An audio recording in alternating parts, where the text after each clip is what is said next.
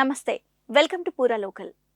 ఎన్నికల ప్రచారంలో భాగంగా పెద్దపల్లి జిల్లా రామగుండం సింగరేణి సంస్థ 1వ బొగ్గు గనికి వెళ్లిన మాజీ మంత్రి, పార్లమెంటు బీఆర్ఎస్ పార్టీ ఎంపీ అభ్యర్థి కొప్పుల ఈశ్వర్కు చేదు అనుభవం ఎదురైంది. ఈ రోజు మొదటి షిఫ్ట్లో భాగంగా గనిపై ఉన్న కార్మికులకు కలిసి ఓట్లు అడిగేందుకు కార్మిక సంఘం నాయకులతో వెళ్లారు.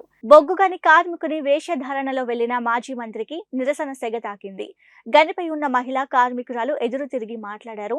తమకు గతంలో వర్క్ షాప్ నుండి గనులపైకి ట్రాన్స్ఫర్ చేయడం వల్ల ఇబ్బందులు పడుతున్నామని ఆగ్రహం వ్యక్తం చేశారు. తెలంగాణ బొగ్గు గని కార్మిక సంఘం నేతలను మహిళా కార్మికులు నిలదీశారు. తమకు గనులపై పని ఒత్తిడికి గురవుతున్నామని, కావాలని గతంలో మీ యూనియన్ ట్రాన్స్ఫర్ చేసిందని గొడవకు దిగారు.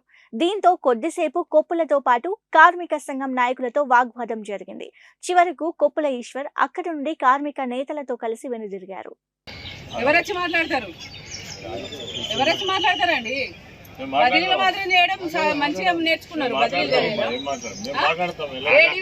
50 మంది మహిళలను మీరు ట్రాన్స్ఫర్ చేసిరు.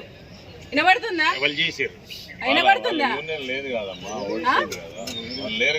వినబడుతుందా?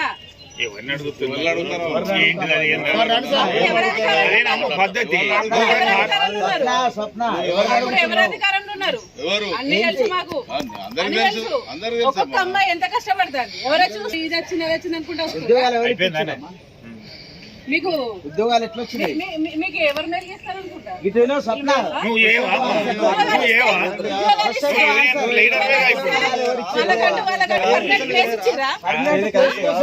మాట్లాడుతున్నారు. ఒక్కొక్కరు అబ్బాయిలు ఎంత చిన్న మాట్లాడుతున్నారు. మనోభావాలు దెబ్బతింటున్నాయి. మాకు ఇక్కడ అమ్మాయిల మనోభావాలు దెబ్బతింటున్నాయి. దానికి సంబంధించి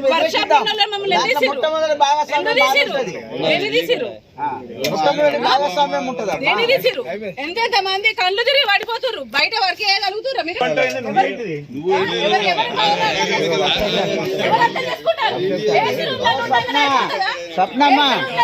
అయిపోతుందా? ఎవరు ఎవరికి తెచ్చిర్రు ఉద్యోగాలు? ఎందుకు ఇచ్చిర్రు? నువ్వు ఎట్లా వచ్చిర్రు? ఏమేర్పడుతుంది? మీకు ఏమేర్పెడుతుందండి? ఫ్యాన్ల కింద కూర్చోండి. మీరు 40 సంవత్సరాల కార్మికులు తిరుగుతాడు. కానీ మీ కుటుంబ సభ్యులు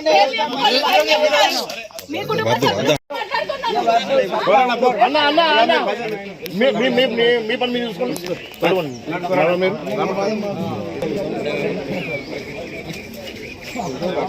ఫోన్లో ఏం చూస్తాను?